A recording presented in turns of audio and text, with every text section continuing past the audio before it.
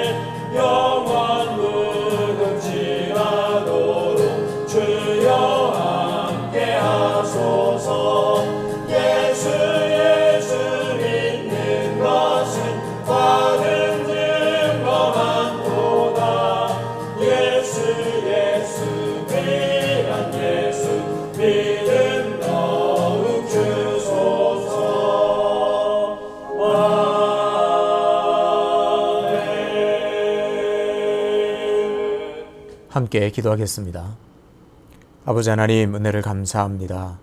오늘도 새벽에 우리를 깨워주셔서 주님의 놀라운 풍성한 생명을 누리게 하시고 은혜의 장중안으로 우리를 인도해 주심을 감사합니다.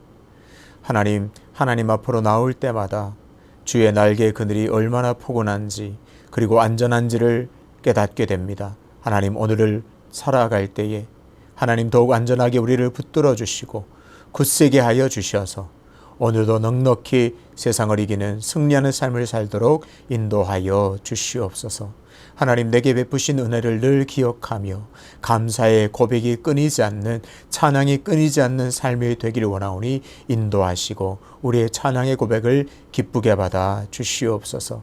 하나님, 우리가 매일매일의 삶이 더욱더 한 걸음 한 걸음 걸어 나갈 때마다 하나님을 닮아가며 하나님을 기쁘시게 하며 하나님의 마음을 시원케 해드리는 그런 삶이 되기를 원합니다. 우리의 삶을 기쁘게 받아 주시옵소서. 그래서 세상에서 빛과 소금이 되어 세상에 하나님을 드러내게 하시고 세상이 우리를 통하여 하나님을 알아가는 복된 통로로 살아가게 도와 주시옵소서. 하나님, 수위로 인하여 많은 곳에 피해를 입었습니다. 또 사랑하는 사람을 잃은 유가족들의 슬픔이 있습니다. 하나님, 그들에게 친히 찾아가 주셔서 위로하시고 그들을 살아나게 하시고 그들에게 살 소망을 허락하여 주시옵소서. 교회가 그들을 어떻게 도울지 구체적으로 고민할 때에 선하고 아름다운 모습으로 돕게 하여 주셔서 수유제일교회를 통하여 그들이 하나님을 알게 하시고 하나님의 사랑과 능력으로 다시 일어서게 되는 은혜를 허락하여 주시옵소서. 하나님, 수유제일교회 많은 성도님들 중에 또 수술을 앞두고 있는 성도님, 수술 후에 회복을 하는 성도님들, 또 여러 가지 질병으로 인하여 신음하는 성도들이 참 많습니다. 하나님, 늘 치료의 은혜를 허락해 주셔서 위로해 주시고 강건케 해주시는 놀라운 은혜를 허락해 주셔서 다시 일어서며 다시 하나님 앞에 우뚝 설 수 있는 귀한 성도님들 될 수 있도록 인도하여 주시옵소서. 하나님께서 여전히 우리의 삶을 붙드시고 여전히 우리의 삶을 고치시는 은혜를 경험하는 복된 삶이 될 수 있도록 인도하여 주시옵소서. 오늘도 하나님의 말씀 앞에 서게 하심을 감사합니다. 오늘 하나님의 말씀 앞에 나를 바꾸며 하나님의 말씀 앞에 나를 복종시키오니 하나님의 말씀대로 살아가는 복된 인생 되게 도와 주시옵소서. 감사드리며 예수님의 이름으로 기도드리옵나이다. 아멘. 오늘 우리에게 주시는 하나님의 말씀은 로마서 9장 14절부터 33절까지입니다.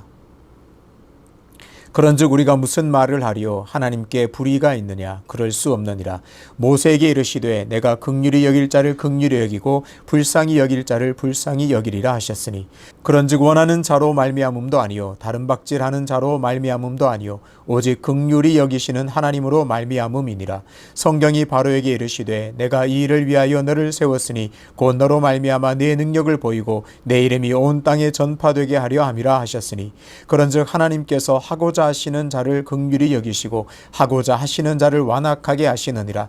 혹 내가 내게 말하기를 그러면 하나님이 어찌하여 허물하시느냐? 누가 그 뜻을 대적하느냐 하리니 이 사람아 내가 누구이기에 감히 하나님께 반문하느냐? 지음을 받은 물건이 지은 자에게 어찌 나를 이같이 만들었느냐 말하겠느냐? 토기장이가 진흙 한 덩이로 하나는 귀 쓸 그릇을 하나는 천이 쓸 그릇을 만들 권한이 없느냐?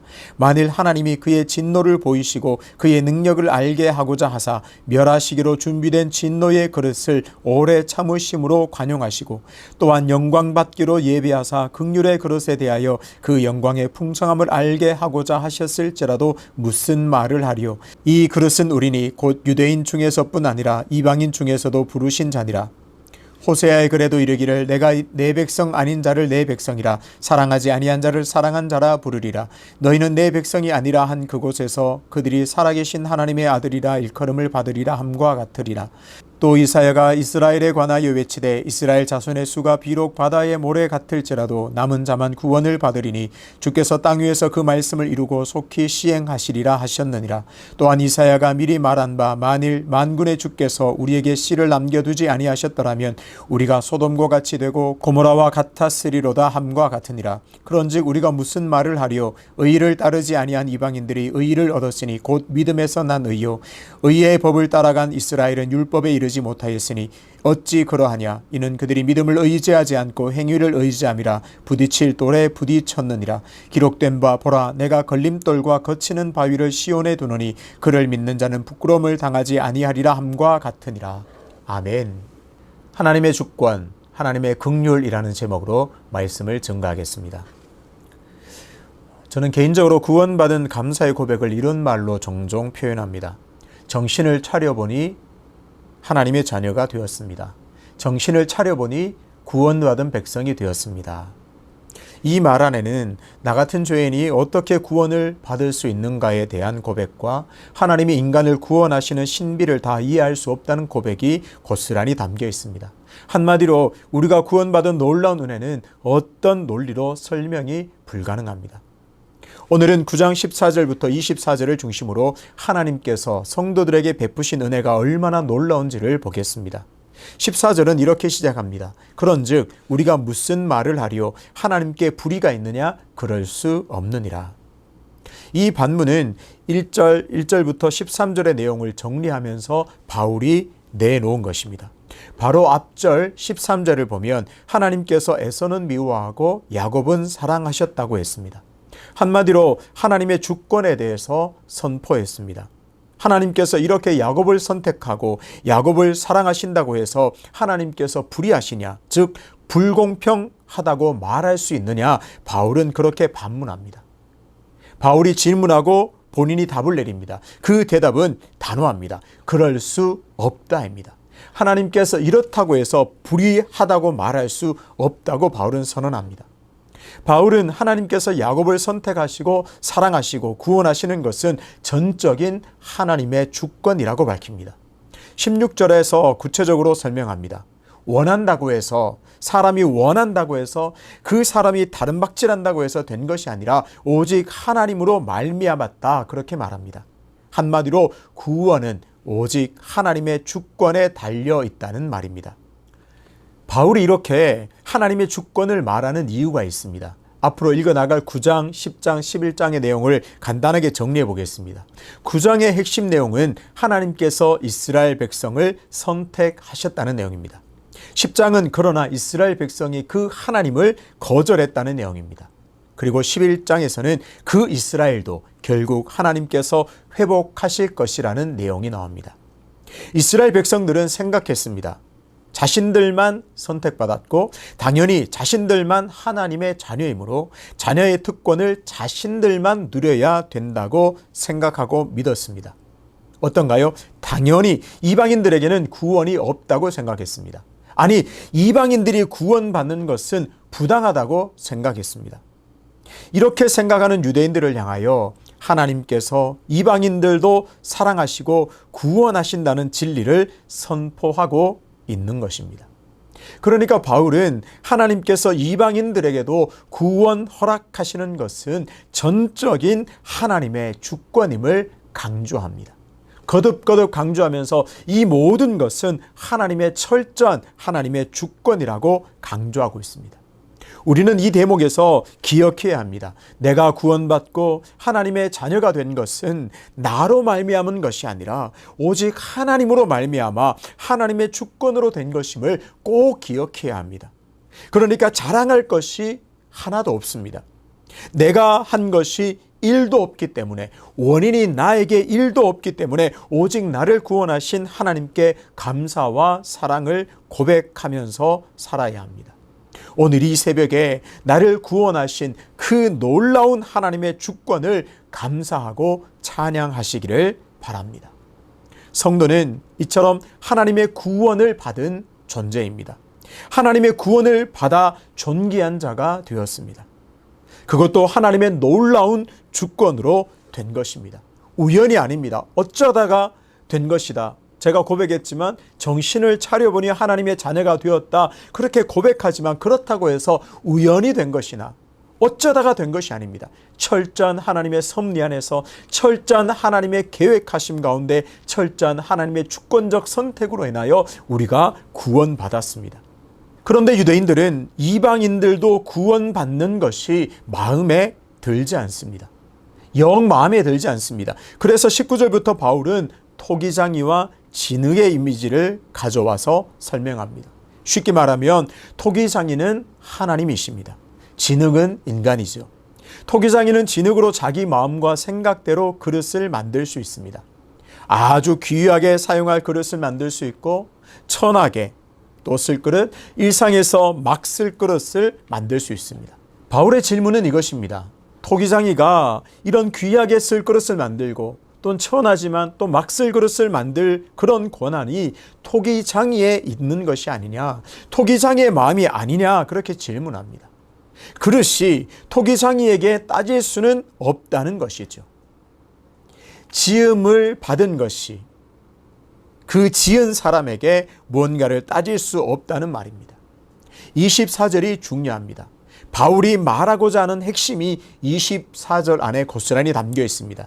이 그릇은 우리니 곧 유대인 중에서 뿐만 아니라 이방인 중에서도 부르신 자니라. 아멘. 하나님께서 유대인 뿐만 아니라 이방인들도 부르시고 구원하셨다고 분명히 바울은 밝히고 있습니다. 그리고 그것은 전적인 창조주이신 하나님의 주권이라고 강조합니다. 다시 한번 확인하겠습니다. 성도는 바로 이런 귀한 은혜를 받은 존재들입니다. 우리는 다 본래 이방인이었습니다. 한국에서 한국인으로 태어난 우리는 다 본래 이방인이었습니다. 그런데 하나님의 놀라운 주권으로 우리도 구원해 주셔서 생명의 길이 열린 것이죠. 하나님을 아버지라고 부를 수 있는 그런 놀라운 은총을 우리도 받게 되었습니다. 22절과 23절에서는 토기장이가 두 개의 그릇을 만드는 내용이 나옵니다. 하나는 진노의 그릇입니다. 토기장이가 진노의 그릇을 만들었습니다. 이 그릇은 하나님께서 그 진노를 보이시기 위해서 만든 것입니다. 이 진노의 그릇을 깨트려서 하나님의 진노가 얼마나 무서운지를, 얼마나 무시무시한 것인지를 보여주기 위함입니다. 그리고 또 하나는 긍휼의 그릇입니다. 그 긍휼의 그릇은 하나님의 영광의 풍성함을 알리기 위해서 만드셨습니다. 진노의 그릇을 만들어서 하나님의 진노가 얼마나 크며 하나님의 진노가 얼마나 무서운가를 보여주기 위해서 만드셨다면, 긍휼의 그릇은 하나님의 영광의 풍성함을 알리시기 위해서 만드셨습니다. 쉽게 정리하면 이렇습니다. 하나님께서 진노의 대상에게도 자비를 베풀어 주십니다. 진노의 대상에게도 긍휼을 베푸시고 불쌍히 여기셔서 오래 참으십니다. 또 구원의 대상에게는 말할 수 없는 은혜를 베푸시고 하나님의 영광의 풍성함을 보이십니다. 마찬가지로 구원의 대상에게도 여전히 자비를 베푸십니다. 이것이 토기장이신 하나님의 마음입니다. 하나님의 마음, 토기장의 마음이 바로 이렇다는 겁니다. 중요한 것은 이것입니다. 하나님께서는 모든 그릇에게 긍휼을 베푸시고 자비를 베푸십니다. 오래 참으십니다. 유대인들을 사랑할 뿐만 아니라 이방인들에게도 긍휼을 베푸셔서 구원하기를 원하십니다. 그런 얘기를 많이 하고 있는데, 바울은 그 그릇이 분명히 유대인들을 말하는 것이고 또한 이방인들도 포함되었다, 그렇게 말합니다. 하나님은 유대인들 뿐만 아니라 이방인들을 여전히 사랑하시고 그들을 오래 참으시고 구원하기로 원하시고 계십니다. 이방인에게도 긍휼을 베푸셔서 구원하기를 원하십니다. 사랑하는 성도 여러분, 성도는 어떤 존재인가요? 특히 한국에서 성도가 된 우리는 어떤 존재인가요? 하나님의 긍휼하심으로, 하나님의 주권적인 선택으로 구원받은 놀라운 존재입니다. 내 힘으로 된 것이 아닙니다. 오직 하나님의 주권, 하나님의 긍휼 때문에 구원을 받았습니다. 나의 힘으로 내가 뭔가를 잘해서 된 것이 아닙니다. 오직 하나님의 주권, 하나님의 긍휼 때문에 나는 구원 받았습니다. 하나님의 오래 참으심으로 구원을 받았습니다. 이것이 하나님의 마음입니다. 하나님께서 저와 여러분을 보실 때 오래 참으셨습니다. 자비를 베푸셨습니다. 긍휼을 베푸셨습니다. 원래 진노의 그릇을 만드셨는데 오래 참으시고 긍휼을 베푸셔서 끝내는 우리를 구원하셨습니다. 유대인들의 마음은 어떤가요?